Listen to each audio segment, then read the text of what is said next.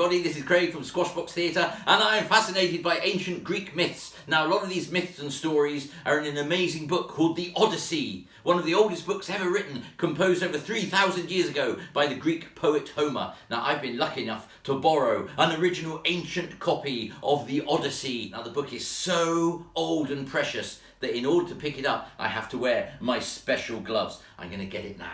Here we are, an ancient copy of the Odyssey. The Odyssey tells the story of Odysseus, Greek warrior, king of Ithaca, and hero of the Trojan War. Now, the Trojan War was a war between Greece and Troy that went on for 10 long years. It would have gone on even longer if it wasn't for a brilliant idea from Odysseus.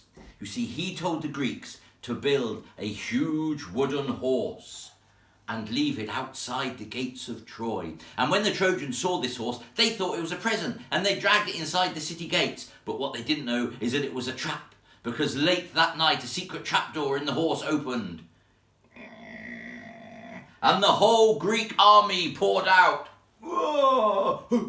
And because the Greeks had the element of surprise, they won, and the long war was over. So Odysseus decided to set sail for his home island of Ithaca. But there was a terrible storm, and his ship was shipwrecked on a strange, mysterious island. Odysseus and his men took shelter in what they thought was an empty cave. But it wasn't empty. It was the home of a terrifying one-eyed giant called a Cyclops.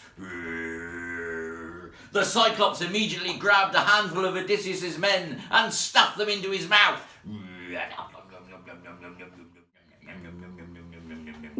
Odysseus and his men were terrified.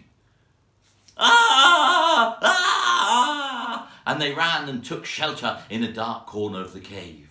Late that night, the Cyclops fell asleep. But every time Odysseus and his men tried to creep past, the Cyclops woke up. What's that? Eventually, Odysseus tried talking to the Cyclops. "What's your name?" he said. "My name," said the Cyclops, "is Polyphemus. What's your name?" "My name," said Odysseus, "is Nobody." "That's a funny name," said the Cyclops. Late that night, the Cyclops finally fell into a deep sleep. And Odysseus, who had been secretly sharpening a large stick, leapt at the Cyclops.